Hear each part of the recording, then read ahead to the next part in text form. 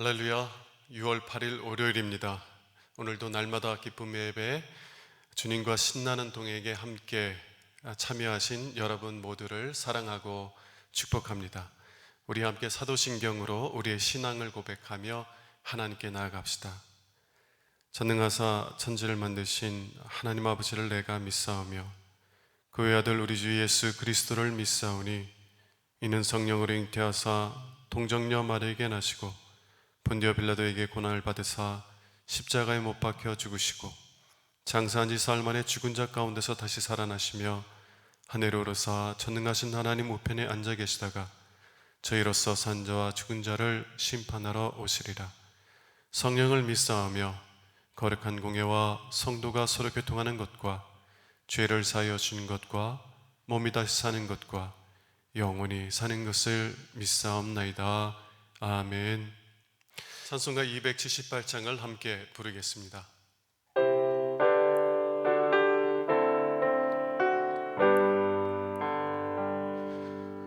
여러 해 동안 주 떠나 세상 연락을 즐기고 저 흉악한 죄에 빠져서 주 은혜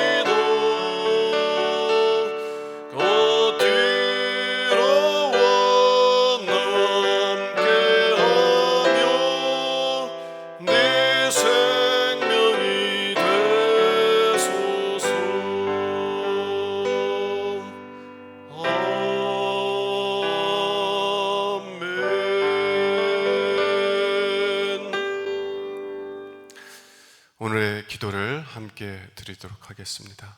참 평강의 주님, 오늘도 새로운 하루를 주시고 복되게 하시니 감사합니다. 하늘에 속한 자 하나님의 자녀로서의 삶을 권세로 살게 하시며 오직 하나님의 말씀을 즐거워하며 따라 살게 하심을 감사드립니다. 다윗처럼 오직 우리 주님만을 내 앞에 모시고 오직 주님만이 우리의 전부이심을 고백하는 삶이 되게 하시고, 그러므로 인해 주님께서 늘 우리의 전부가 되어주심을 경험하고 누리는 삶이 되게 하옵소서. 우리의 가정과 교회를 위해 기도합니다. 일터를 위해 간구합니다. 나라와 민족들을 위해 주님의 은혜를 구합니다. 구원과 치료와 회복의 은혜를 내려주셔서 어그러진 모든 것들이 바로 세워지게 하시고 평화를 이루게 하옵소서. 이제 일상이 된 경건의 일과를 통해서 성령의 충만, 성도의 영화를 이루게 하옵소서. 주님 사랑합니다. 언제나 자기 눈동자같이 우리들을 사랑하시는 주 예수 그리스도 이름으로 기도드립니다. 아멘.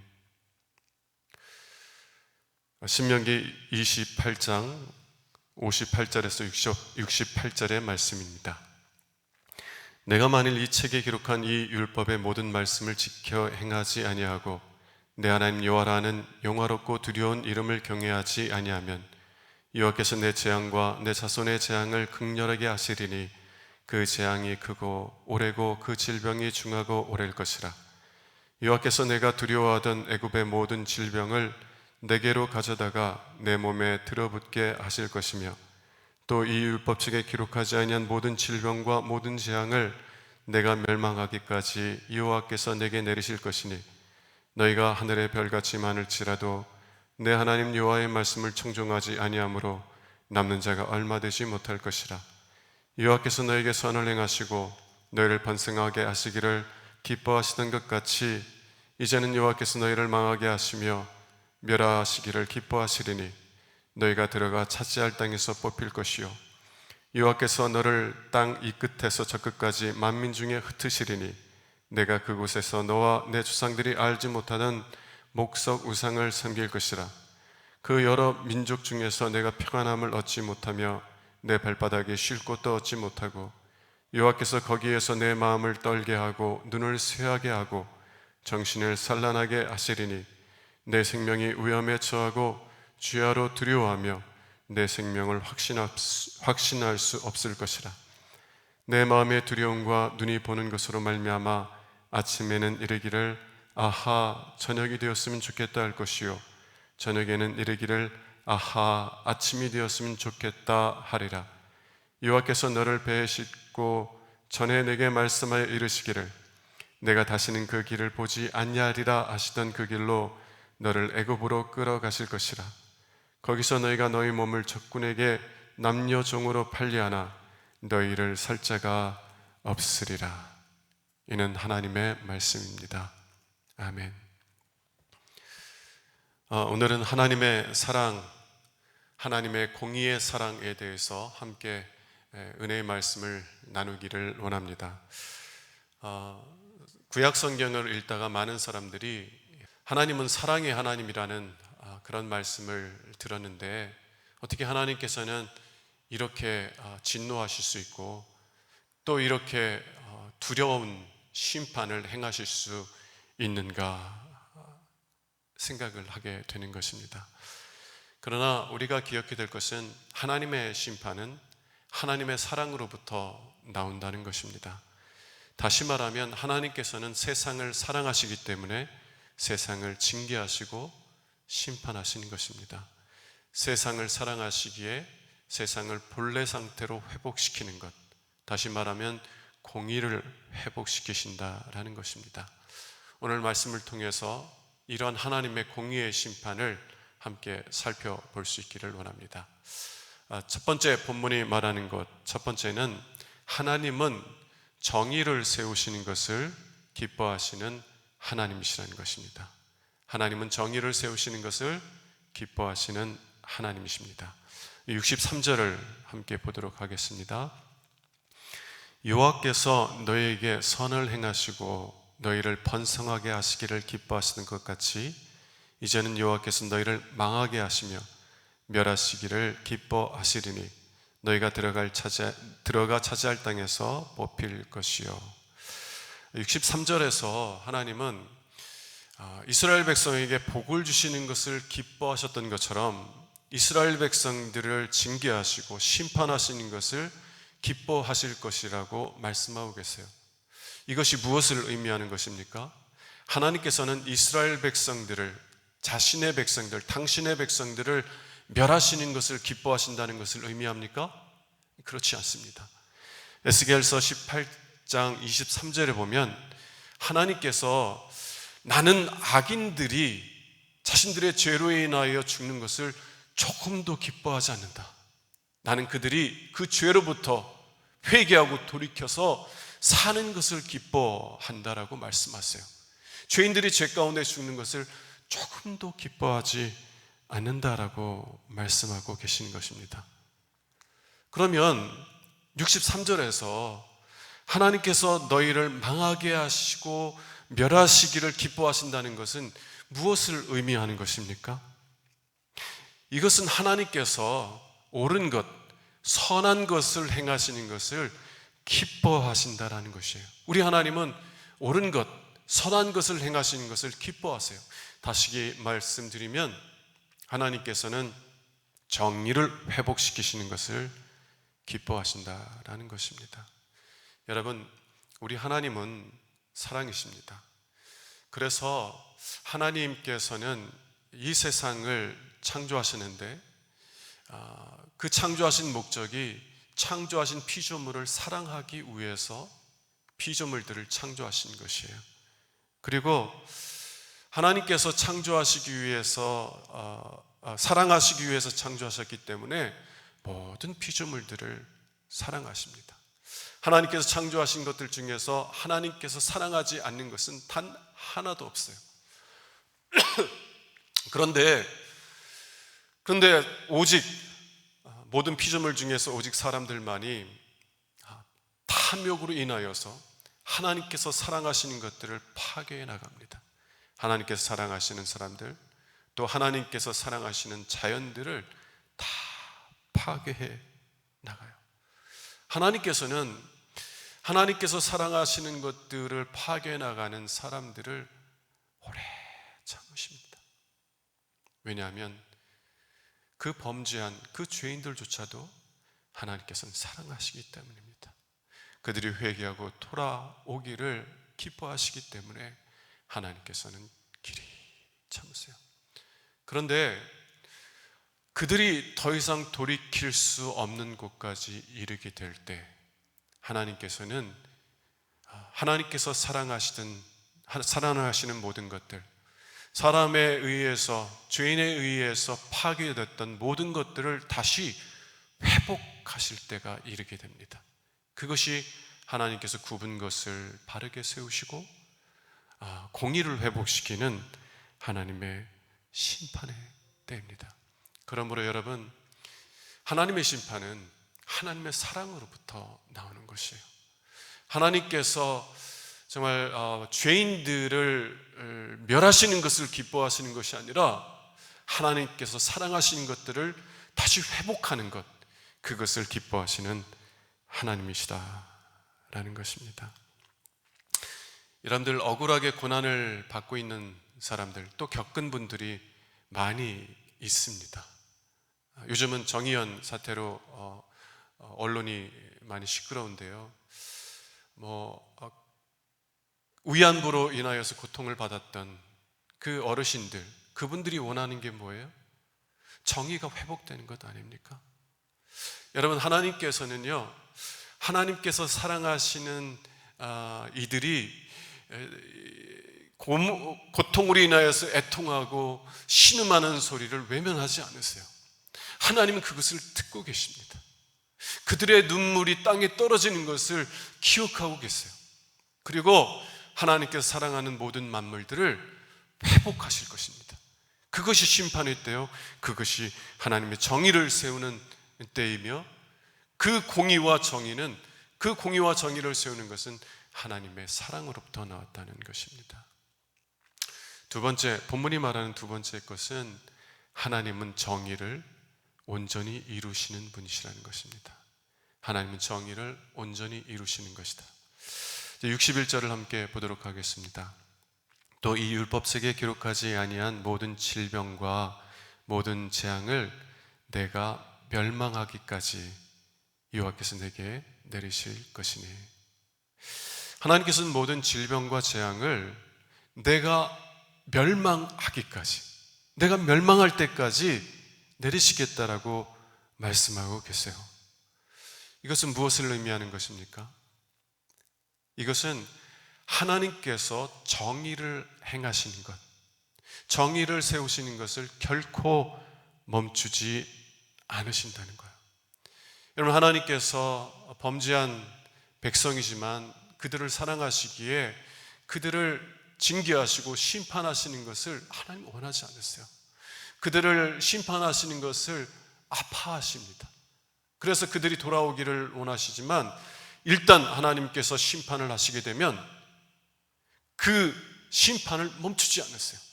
하나님께서 뜻하신 목적을 이루시기까지는 결코 멈추지 않으신다는 것입니다. 하나님께서는 반드시 공의를 회복시키시는 분이고요, 정의를 회복시키시는 하나님이시라는 것입니다. 여러분, 여러분이 사랑하는 자녀들을 징계하거나 훈계해 보신 적 있습니까? 사랑하기 때문에 반드시 그 잘못된 것을 잡아주려고 해보셨던 적이 있어요? 여러분, 그것이 쉬웠습니까? 때로는 아무리 자녀들을 징계하고 훈계해도 자녀들이 들으려고 하지 않으면 누가 져요? 결국 부모가 지더라고요. 포기하게 돼요. 정말 아무리 혼내도 안 되는 걸 어떻게 하겠어요?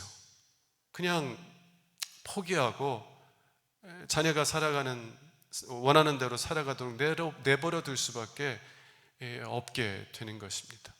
우리는 중간에 포기해요. 또 때로는 정말 내 사랑하는 자녀를 바로 잡아주려고 하는데도 그 혼내는 것이, 그 징계하는 것이 부모의 마음을 너무 아프게 만드는 거예요. 안쓰러운 거예요, 자녀가.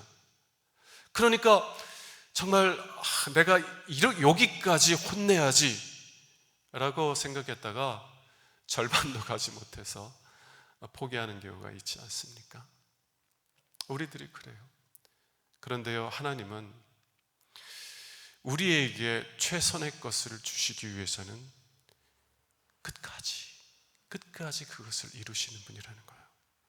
하나님에게는 결코 중도에 포기하는 것이 없다는 것입니다. 우리를 회복하기 위해서는 하나님께서는 어떠한 희생을 지불하시더라도 그 일을 이루시려고 하고 어떤 아픔도 기꺼이 감내하시고자 하신다는 것입니다. 여러분, 그래서 하나님의 심판은, 하나님의 징계는 두려운 거예요. 58절에 보면 하나님의 이름 여호와라는 이름이 영화롭지만 또한 동시에 두려운 이름이다 라고 말하고 있습니다. 왜 두려워해요? 하나님께서는요, 우리를 회복시키기 위해서 하나님의 징계를 중간에 멈추지 않으시기 때문에 그렇습니다. 일단 우리가 하나님의 징계의 손에 들어가면 그 징계가 끝날 때까지, 그 하나님의 징계의 목적이 온전히 이루어질 때까지는 하나님께서는 결코 멈추지 않으시기 때문에 그래요. 그래서 두려운 것입니다. 두려운 것이요.